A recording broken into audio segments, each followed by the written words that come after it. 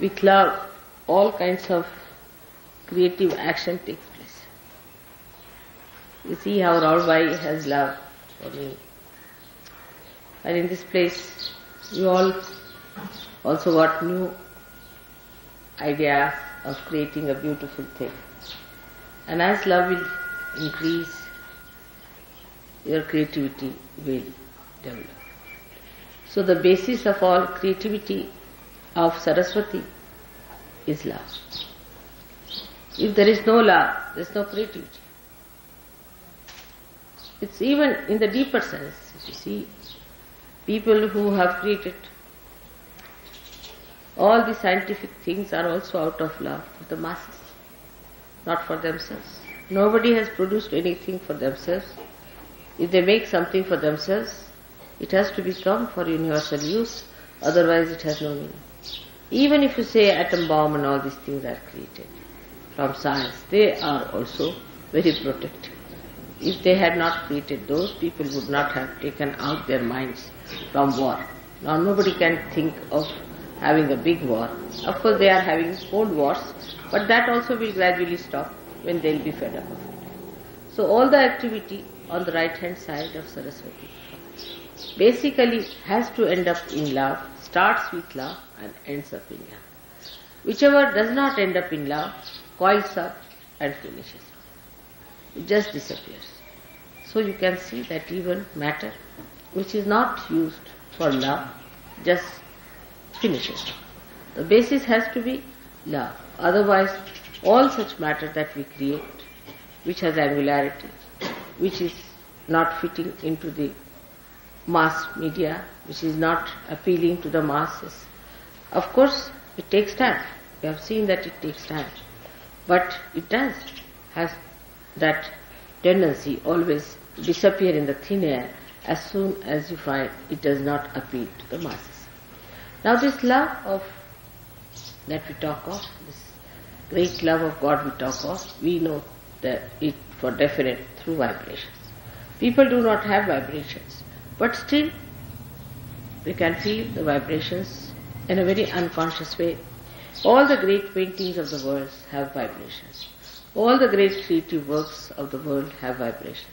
Only those who have vibrations have been sustained by time. Otherwise all other things are destroyed.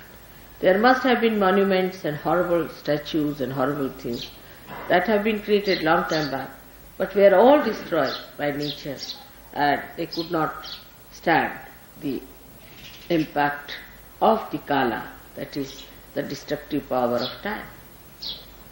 So all that is sustaining, all that is nurturing, all that is ennobling comes from this sense of love which is within us, very much developed, but within others also who are not yet realized. Ultimately the whole world has to realize that one has to go to that ultimate love of God, otherwise it has no meaning. Now you have seen in art, people have taken to other methods of appealing to people by using cheap things and very vulgar things, just to make people think that this is art. But this will all disappear.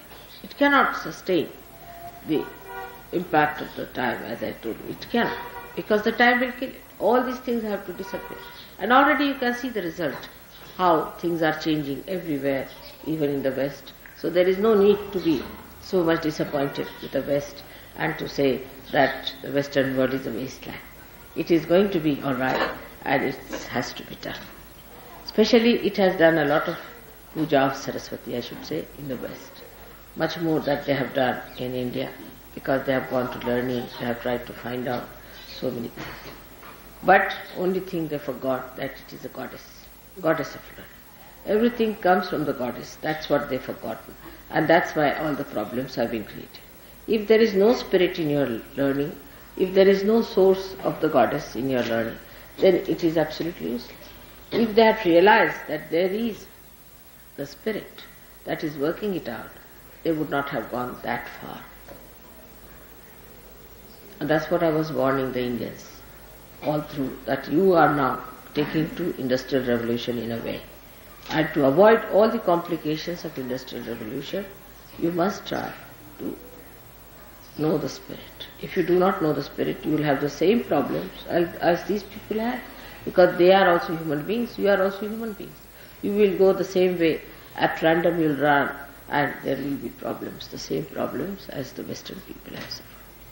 Now, Saraswati's blessings are so many that one cannot describe in such a short time. And the Surya has given us so many powers that it is impossible to tell them even in one lecture, even in 10 lectures. But how we go against Surya and how we go against Saraswati while doing the worship of Saraswati is to be seen very clearly within ourselves. For example, the Western people are very fond of Surya because they have no Surya with them. But they go too far with it, as you know, and create complications within themselves of Surya. But the main thing that one has to achieve through Surya is the light within. Is the light within. And if Surya Chakra at the Agya level is occupied by Lord Jesus Christ, then it is even more essential that the purity of life, what we call niti, is the morality of life. The morality itself has become very much sort of an argument in the West. People don't have any sense of absolute morality. On vibrations, of course, you know. But they have gone all against it. Those who are the worshippers of Jesus, those who are the worshippers of the Surya, of the Saraswati, have all gone against the powers of Surya, just disobeying it. Because you cannot be a Surya if you do not have a proper sense of morality and holiness. The Surya itself brings light. You see everything clearly. So many qualities Surya has got. It dries up everything that is wet, dirty, filthy. It dries up all these places which create parasites. But so many parasites are created in the West. Not only parasites, but there are horrible cuts and horrible things which have come into those countries which is supposed to be full of light. And in that darkness they exist. Darkness about the spirit, darkness about their own knowledge, and darkness about love. These three things have taken over in the places where you are supposed to love light. Light doesn't mean what you see with your gross eyes. Light means from within, the light of love. That one should understand. Light of love.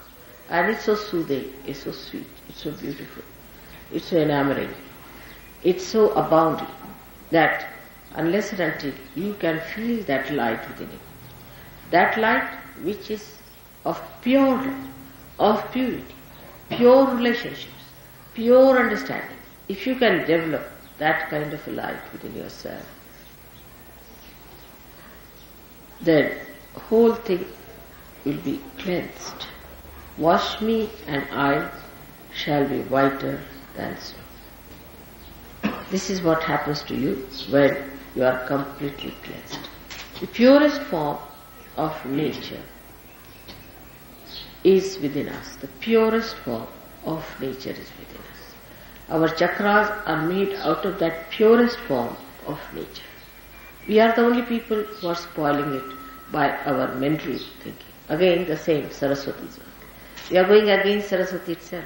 Saraswati cleanses all that is impure in nature, while with our brain activity we are spoiling all that. All our brain activity goes against pure intelligence. And that's what one has to understand, that this pure intelligence is not to be soiled by our thinking. Our thinking can make us so bumptious, so ego-oriented, so impure, that we can really eat the poison and say, what's wrong? Just the opposite of Saraswati. If Saraswati is within us, she gives us Subuddhi, wisdom.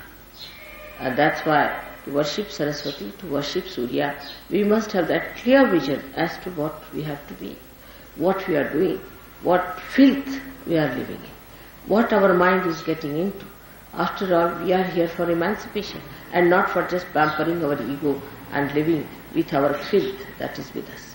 So this light should come within us and we should try to rise above our own mental filth which is being created around us. So in your judgment, what is there? There is no pure knowledge. So see how connected they are. Vibrations, which is love.